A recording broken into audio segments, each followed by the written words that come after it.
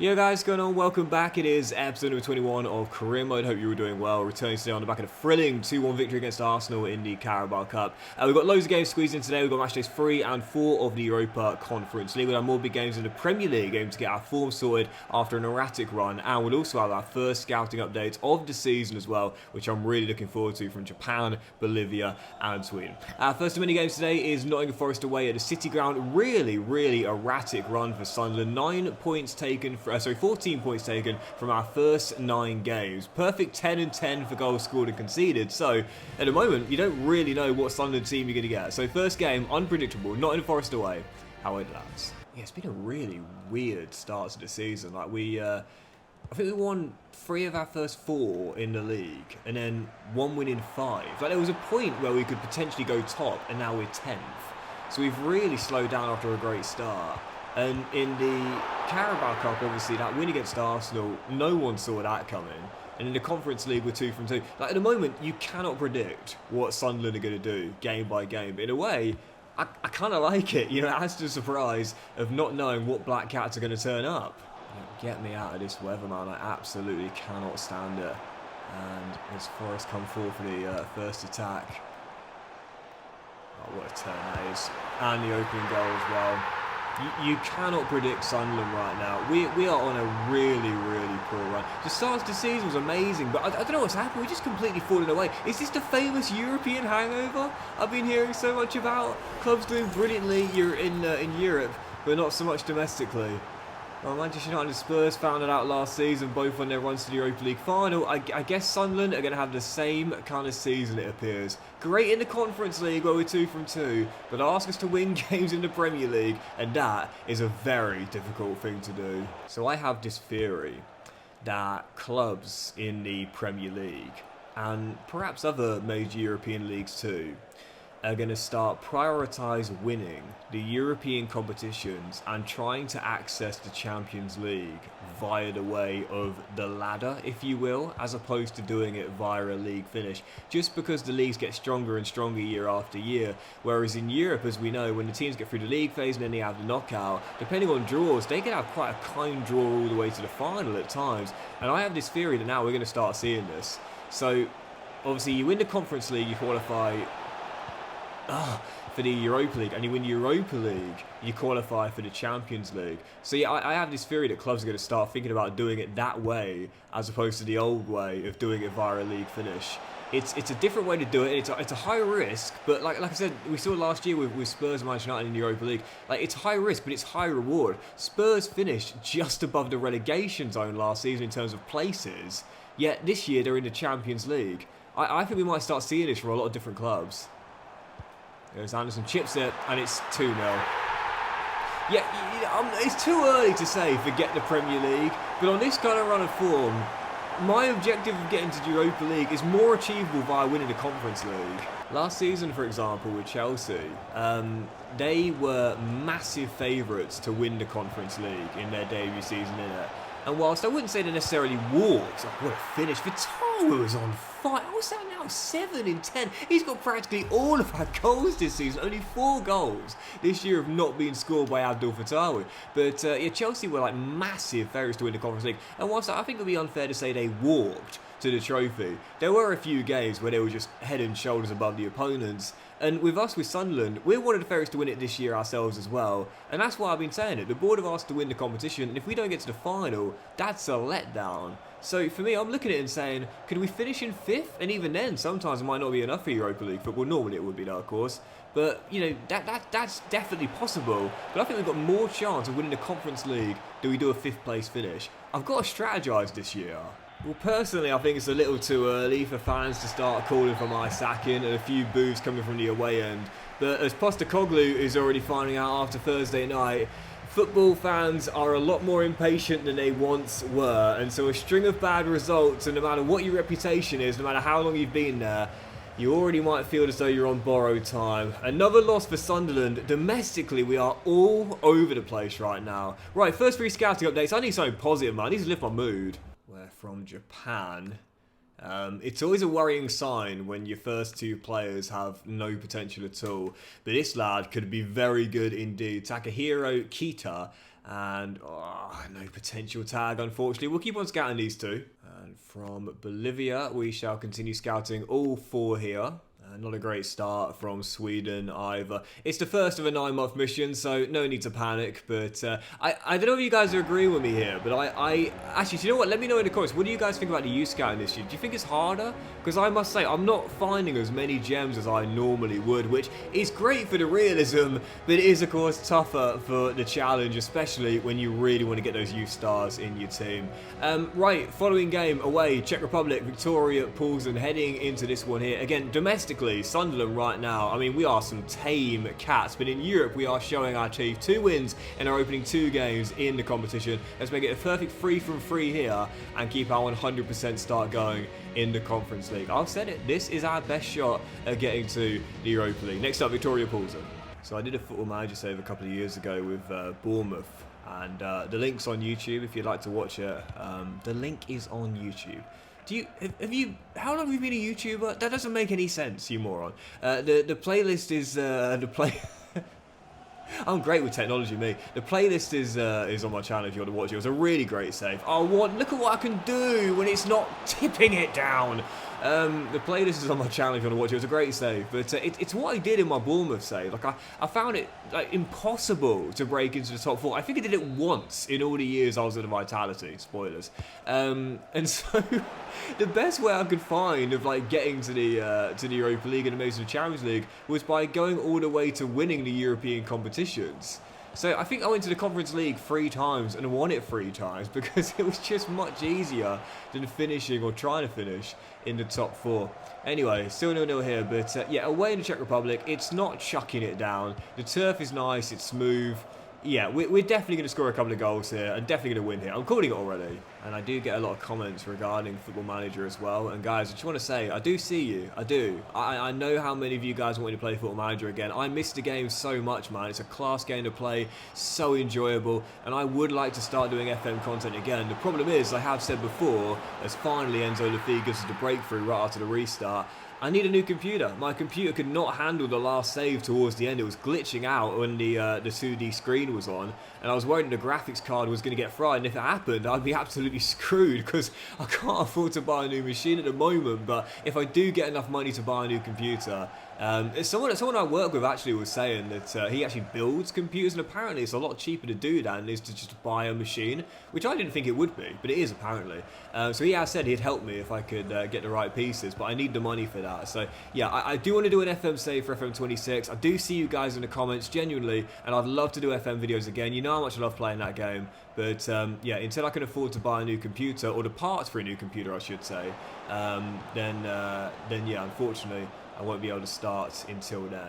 That was a really poor game, but I'll take it. We scrape a 1-0 victory away in the Czech Republic, and it means we remain 3 from 3 to start the campaign off in the Conference League. And I'll say it once again, I genuinely believe our best shot at the Champions League is via the ladder, as we'll call it. Conference League to Europa League, and then Europa League to Champions League. Right, following game, and if we are to be a top 5 team this season in the Premier League, then first of all, we've got to get our form sorted, and secondly, these have got to be bangers. If we can't win these games, then we've got no chance. Next up, Stadium of Light, West Bromwich Albion. Well, we've just lost back-to-back in the league at home. Let's make sure he doesn't become 3 straight and try and get our form sorted here against the newly promoted West Bromwich Albion. Come on, Sunday, we're better than this. Looking at the team right now heading into this game, honestly, I said in the last episode, I think at the moment what we're missing is like one out-and-out star to help us take the next step. I don't think we actually have to have that. I don't think we have to have one player who is like the main guy, if you will.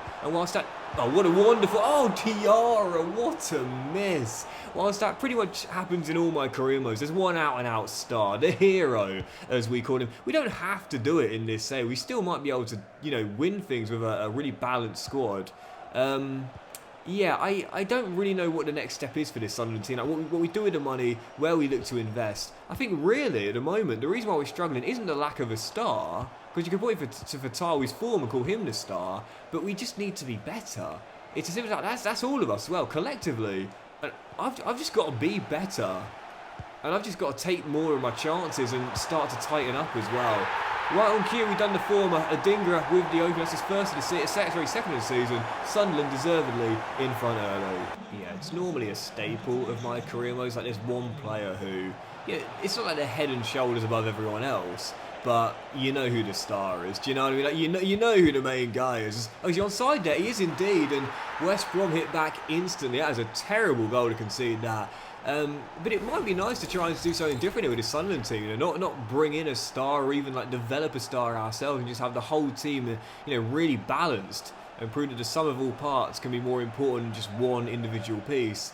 But I tell you one thing I've got to do is start to defend better, because at the moment, yes, just got a clean sheet there, but this is embarrassingly weak. I've got to tighten up, and I've got to stop making stupid individual errors as well. As Fatali's going to find Diarra. I need Diarra to start playing a bit better as well. Lovely ball through. Hume gives it to Siddiqui, and it's a great goal to restore the lead as well. Come on, Diarra. Joint assist title winner last year. I need you to start playing better, mate. You're one of the stars of your team myself here. And that's not what I meant to say. My words got muddled up there. What I meant to say was you're one of the stars of the team yourself. And we're free to go before the break. Still leading by 1. It's nice to know I'm starting to get a few more goals, but defensively, oh, this is awful. Josh Maja, Sunderland Academy graduate, levels it again. Yeah, I've done brilliantly well to start improving my goal scoring form, but defensively, what we were built on, well, that has completely crumbled and fallen apart. I am all over the place now at the back. Is my job under threat? It's not, is it? Surely not. Come on. Definitely not. Definitely not. Maybe. Nah, come on. This is just a mini blip. He said, famous last words before the sack, before the dreaded vote of no confidence, as we're still tied at 2-2. Nah, come on. Surely not. I'm just thinking about it because. Oh, DR, can you get through? No, great tackle. Like ultimately, the board have given us some tough objectives this season. Win the Conference League, last 16 in the FA Cup. I fancy that one for sure. And at this point, there is no way we're going to finish top 5 in the league. I know it's very early days, but on this current trajectory, we're more likely to finish 15th. But yeah, I think. Oh, wonderfully done, excellently done, wonderful move. Fatawu, shot blocked, and Siddiqui. Oh, what a finish! Rivals it off the other side of the crossbar. I've got to start winning though, that's the thing. Like, in order to make sure our job isn't under threat, I've got to go on a winning run. This is not going to cut it. He certainly made hard work of that, but got there in the end. That kind of sums the game up, really. We had 3 separate leads against a newly promoted West Brom at home and only won by a single goal. If we are to be a top 5 team, then this form has got to be sorted out, man. Hopefully, this is the start of a nice run. Oh, and just before our following game, rock bottom Southampton away, dodgy food, unexpected event. After a team meal, several players are reported feeling unwell. It's Lasagna Gate all over again. For my younger viewers, look up Lasagna Gate, iconic in Premier League history. Check the squad hub to see how many of the team have been affected and what change you need to make for the upcoming match. Okay, I will. And also, by the way, I've just had a bid for Enzo Lafie from Manchester United. So we're missing Lucharel. Is that it? Lucharelazal and Semedo, who I don't think has played a single minute since I've been here. But okay, so it's just Lucharel. Lucharel down. We'll be okay. We'll be all right. I really like that, by the way, from EA. I think this is really cool. I think this is a really, really cool feature from EA. I must say, I've said so many times, and I'll say it again, I'll give them praise when they deserve it. This is a really cool new addition to the game, and I rate that a lot. Before we play the following game, we'll do a loan watch, by the way, just see how the players are currently getting on. There's a few players that are up by 1 or 2 whilst out on loan, the youth lads. We have seen a bit of growth from, where is he? Arias, up to 72 overall, and now looking really good out on loan. That's, of course, the Mexican wonder kid we've got. Anthony is up 1 in Turkey right now. He's the one we've had our eyes on. Kyle's up 2 with the Foxes as well. 2 in the Carabao Cup as well. And Talbot's up 2 in Miami as well. So I'll keep you posted on the loan watch. I do it a few times during the season. And at the moment, so far, a couple of those players starting to look as though next season maybe they could have some involvement in the first team. Anyway, yeah, following game, we'll jump into it. I'll deal with the Lafie deal after the game. Rock bottom Southampton, winless at St Mary's. This should be a banker and our 3rd win in a row in all competitions for the first time this season. Let's get the job done here and show Sunderland are back on track. So second half underway, still 0-0. We've looked a little bit tired out there, and you might have seen pre-game a few of our players were struggling with fitness, quite tired. Probably because they're up all night throwing up in the hotel room. But honestly, I like it. I like this from EA, you know? Like, it's not perfect, but it's better. You know, at least they're willing to try something. I give them props for this. You know, when you're trying new things and you know, trying things for the first time, you can't always get it right. Believe me, if anyone knows that, it's me. You can't always get it right. But at least they're trying, you know? I give EA props for that. The manager market in particular is not that great to begin with, but at least they're trying to add things into the game, which was, you know, so neglected for so many years. I've got to give credit where credit's due, man. And these unexpected events, I'm really liking these.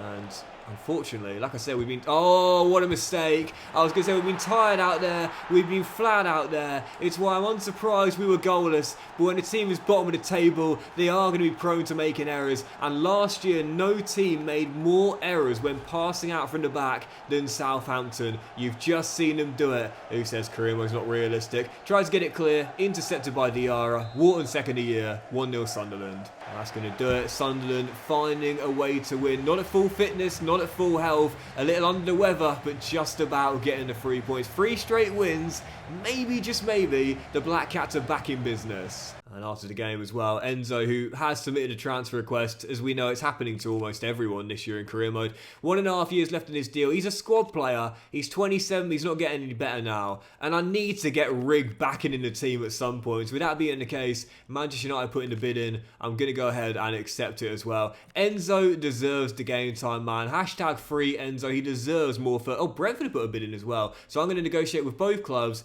I'll show the negotiations on the screen, and then he can choose where he wants to go. The Bees or Manchester United. Enzo, you're more than willing to go. You got my blessing, mate. Okay, welcome everyone. We'll be starting with the questions now. Whoa.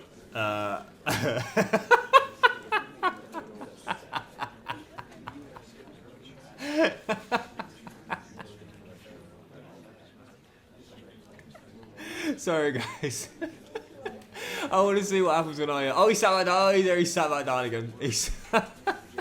I don't know what was said to me there, but I rose from my chair quickly. Listen, I'm a bit of a pacifist in real life, but I don't know whether someone used a word that I'm not too happy about hearing. I'm not sure whether the question I took offence to, but I rose from my chair quickly then. It takes a lot to make me angry. Okay, it takes a lot to get me going. Oh, I don't know what journalist said that, but he's not welcome back in. Brilliant. Right, following game. I love how the camera didn't pan to me as well. It just kept looking at my crotch. Following game, Hibs away, Edinburgh. Really looking forward to this. Off to the beautiful city that I was lucky to visit last year. I went to watch the Hearts game at Tynecastle. I didn't go to Easter Road, but you can see it from Arthur's Seat, and that's where I am here. Hibs away, match day 4 of the Conference League. Come on, Sunderland. I'm up for this now. I'm feeling aggressive here. I'm getting my boys ready for this one. Someone touched a nerve there. I'm not quite sure what was said, but I took offence to it. That's for sure. I don't know what exactly was said at the back of the room, but. Yeah, was not having that. I was straight up from... I didn't even sit down. My backside hadn't even touched the seat. I literally bended the knees and then straightened them up again. I was straight up, mate. Oh, dear. I'm such a calm person. Like, nothing really bothers me, if I'm being honest. The dinger I almost smacked in the opening goal. In my life, I've very rarely lost my temper. Only on a couple of rare occasions I can think of really losing it. Sadly, one was actually with my late father. I never forget that. Never forget that day. I don't know. Honestly, I can't remember the last time I did lose my temper though. Maybe a couple of years ago, with one of my housemates. I don't know. I don't know what was said there. I don't know what exactly was said. But I was not having it. I was straight. That was hilarious, man. Trey looking for a teammate, finds Wharton, and oh, what a pass!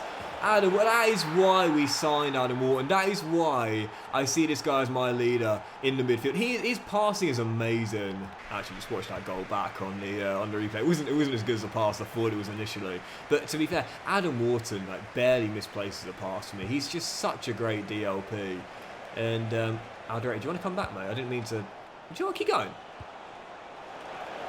Oh, God, Robbie! Yes, go on, Alderete! With the headed assist, thank you for not going backwards.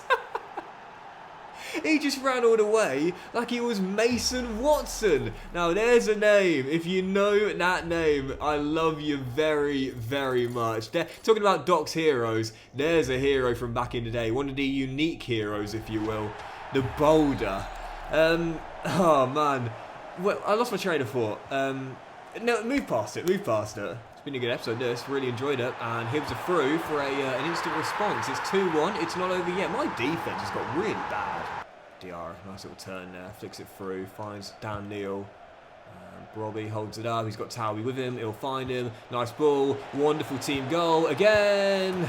Come on, and that is going to do it. Not our best defensively, but great on the offensive end. Sunderland have completely flipped around.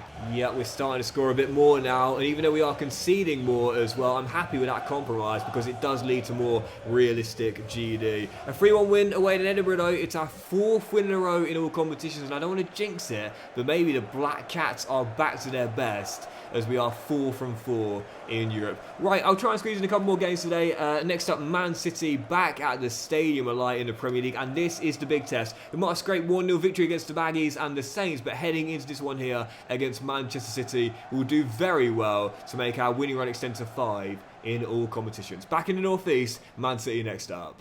There's Keane, 22 yards from goal, finds Rodri. The Ballon d'Or winner a couple of years ago finds Reinders. Lovely delivery into Haaland for the opener. Crosses this year are so more effective, and I'm so glad as well, because last year you could not score from a cross, whether from open play or dead ball situations, but this year the AI are willing to do it as well, which is great for the variety. Haaland with the opener, Man City in front. Speaking of the Ballon d'Or, by the way, as I've mentioned before, I don't really care about it personally. I just don't. Like, I'm just being honest. Like, football's a team sport, and the individual awards mean very little to me. Player of the season, you know, I find the top scorer, the assist title winner, and the clean sheet. Oh, what a ball, Siddiqui! Vitalu's still on fire. Interesting, season after season. But I don't really think about the Ballon d'Or. I mean, if you ask me to name the last 5 Ballon d'Or winners, I'll give it a go. I'll probably get most of them right, but maybe not all of them. But the criticism Dembele was getting for winning it this year, I can understand it. Like, you know, maybe you could make a case for a couple of the other nominees, but I don't think he was undeserving of the award. The same the year before when Rodri won it. Again, you can make a claim for someone else, but I don't think he was undeserving of the award. I don't know. What a ball, Wharton. And Dingle just couldn't pull the trigger. I think it's just the word undeserving, which I don't really like, as Wharton shot is easily caught. Like, you can make a claim. That's the thing. Like I said, you can make a claim for other players. I mean, Rafinha had a great year. I thought Vitinha was sensational last year, particularly in the final of the Champions League as well. Kind of capped off a brilliant season. You know, I think you see it in the NBA as well with the MVP award. It's like, you know, the question last year was it going to be Jokic or SGA, and it was like, well, it went to SGA, and when people would say, oh, he didn't deserve it, it was like, didn't deserve it? Did you not see the season he had? It's like, I don't know. I think it's just the terminology I don't like. You can say that other players, you know, deserve to be in the run-in, and you can make a case for them winning it too, but the word undeserved to me makes it sound like they kind of stole it, do you know what I mean? I don't think that's the case at all in my opinion, as we should have stolen the 3 points here. What a save Donnarumma. Yeah, I think it's just the terminology that was used, really. I think it's just the word undeserved to me just sounds really, really harsh. I don't know. What I do know though is that's a really good point there. Could have won it at the end as well, man. 5 games in a row now without defeat in all competitions, and so close to our 5th one in the trot as well. Sunderland definitely getting back to their best. Right, 3 more scouting updates. See what we got. Where so far we are still searching for our first players to make the academy.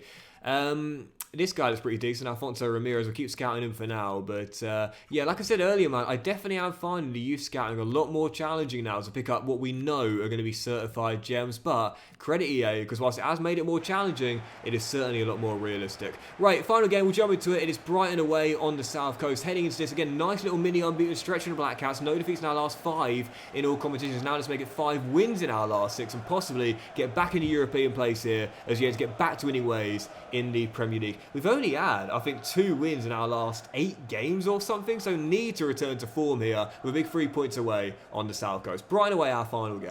I don't know what it is about the word undeserved. I just don't like it. It just sounds really horrible. Do you know what I mean? It's like, imagine having a season that Dembele had, and then someone saying to you, or a group of people saying to you, you don't deserve the award that comes because of it, you know? As Ritter puts the shot wide, and a golden chance spurned by the former Leeds man. Anyway, still 0-0, 16 minutes in, but that is a let-off there. And I must say, it's one thing as well I do like that we've seen from EA's change from the AI gameplay this year, but also for you as well. Last season and before, one-on-ones were automatic for you and the AI, but now, as you've seen today, sometimes you'll have it saved, sometimes you'll miss the target. That goes for you and the CPU, and it should be that way as well. One-on-ones are not always an automatic goal. Wharton to Diarra.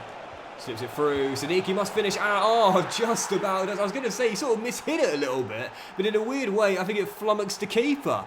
There's a strange word to be using. Flummoxed. Have I ever used the word flummoxed in my 14-year YouTube career? I don't know, but it's certainly flummoxed the keeper. And he doesn't look happy about conceding that one. Siddiqui with the opener, but he seemed to mishit it a little bit, but still managed to get it into the back of the net. Oh, to be fair, it's actually quite a clean finish that. I thought it was closer to keeper that. Never mind. Let me take back the word flummox. Instead, I'll use fine finish. 1-0, Sunderland in front.